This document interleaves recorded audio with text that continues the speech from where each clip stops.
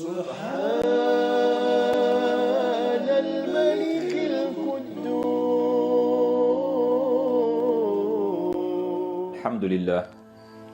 الحمد لله الهادي إلى الصواب، وأشهد أن لا إله إلا الله الكريم الوهاب، وأشهد أن نبينا محمد عبد الله ورسوله الذي أتى الله الحكمة وفصل الخطاب، صلى الله عليه وعلى آله وأصحابه أجمعين ومن أحب سننه إلى يوم الدين. أما بعد. Assalamu alaikum wa rahmatullahi wa barakatuh.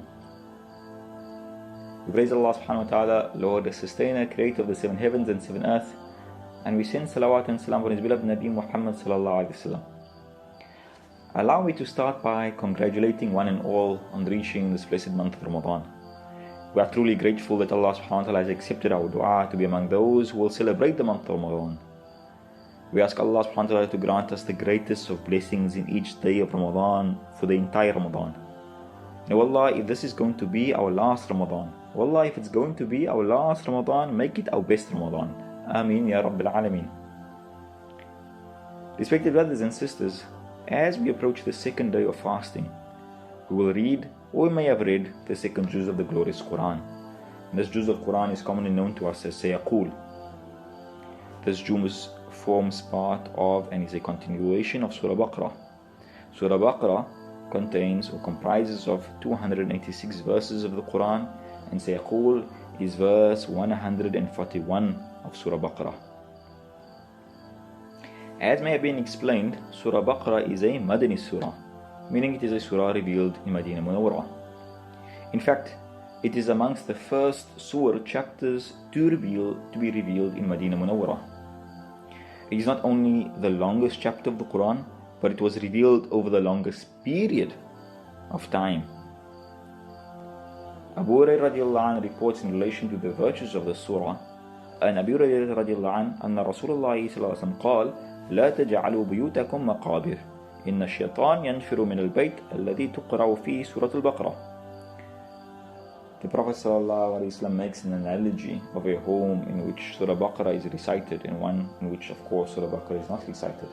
Now, this is similar to the analogy the Prophet ﷺ makes in a hadith recorded in the authentic works of Imam Bukhari rahmahullah ta'ala, when he says, مَثُلُ الَّذِي يَذْكُرْ رَبَّهُ, the parable and the like of the one who remembers Allah, وَالَّذِي لَا يَذْكُرْ رَبَّهُ, and the likeness or parable or analogy of one who does not remember Allah, does not take Allah subhanahu wa ta'ala's name, is like a living person and a dead person, meaning, of course, the one who remembers Allah is alive and the one who does not is dead. In this particular verse, or rather hadith of the Prophet ﷺ, he says, do not make your home like a graveyard. Indeed, shaitan runs away from a home in which Surah Al-Baqarah is recited.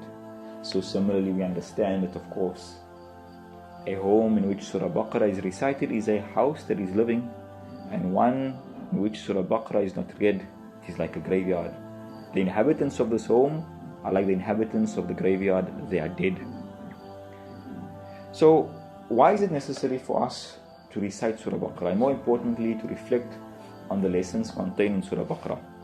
Ibn al-Arabi, rahmallah, would say that he heard from his mashayikh, his seniors, that Surah Baqarah contains 1,000 commands, 1,000 prohibitions, 1,000 judgments, and 1,000 stories. For us, it is important to note that a Madani Surah, a chapter revealed in Medina Munawwarah, strongly deals with communal living.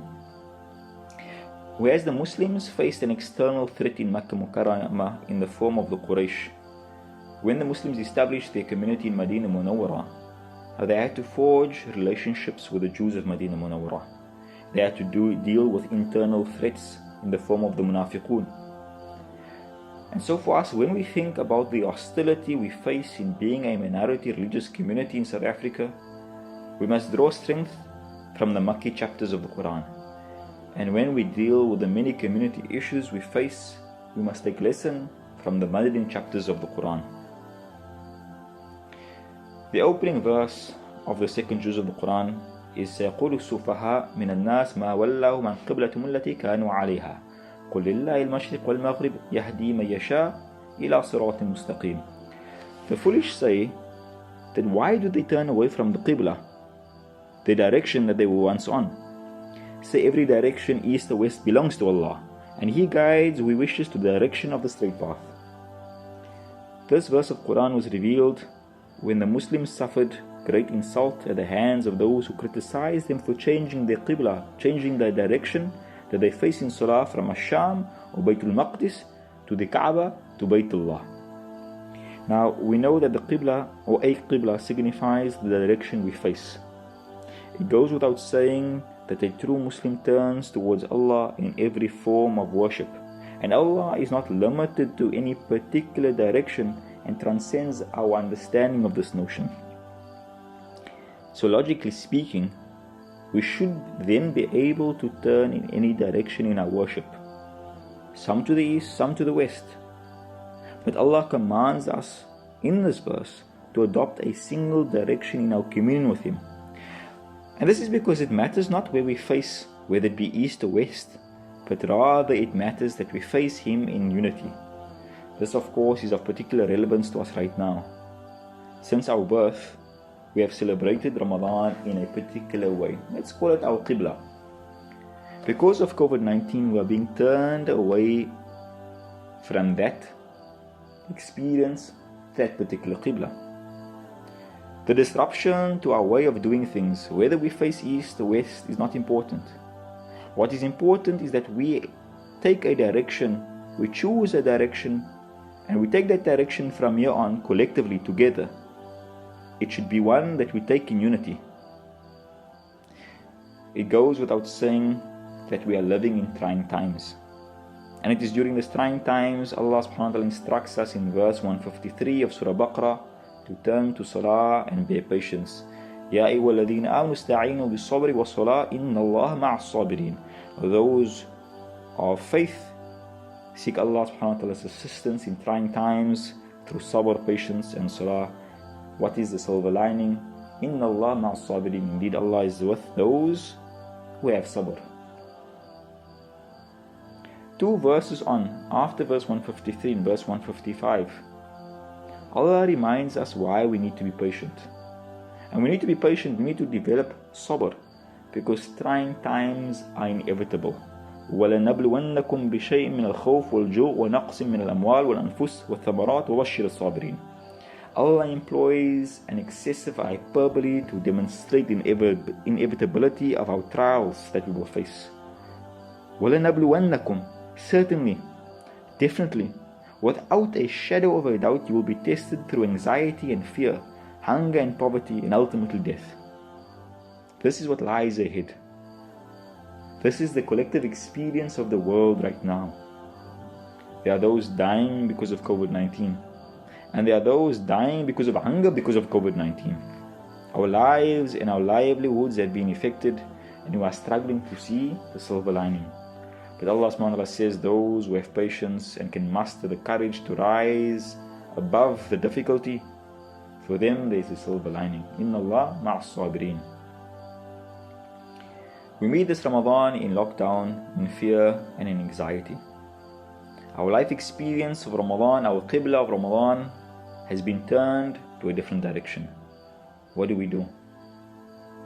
In verse 195 of Surah Baqarah, contained in the second juz of the Quran, Allah subhanahu wa ta'ala introduces Ramadan to us. شهر رمضان الذي أنزل فيه القرآن هدى للناس. That I introduced to you this beautiful month of Ramadan, a month in which the Quran has been revealed as a source of guidance for the entire humanity. In the verse that immediately follows this verse that introduces Ramadan, Allah subhanahu wa ta'ala says, وَإِذَا سَلَكَ عِبَادِ عَنِّي فَإِنِّي قَرِيبٌ أُجِيبُ دَعْوَةَ الدَّاعِ إِذَا دَعَانِ فَلْيَسْتَجِيبُوا لِي وَلْيُؤْمِنُوا بِي لَعَلَّهُمْ يَرْشُدُونَ. O Muhammad sallallahu alayhi wa sallam, tell them that if they ask of me, if my servant asks of me, tell him I am near. I am near. I call, or I respond to the call of the one who calls me. فَلْيَسْتَجِيبُوا لِي, seek answer to your call in Allah subhanahu wa ta'ala. And have faith. In these difficult times, have faith that if you have sabr, Allah is with you. Have faith. لَعَلَّهُمْ يَرْشُدُونَ. That perhaps you will be guided. You will be guided to the correct direction. You will be guided to the correct qibla. You will be guided to Sirat al-Mustaqim, to the straight path. My respected brothers and sisters, we find that this particular verse, in its sequence, is preceded by 3 verses that speaks of Ramadan.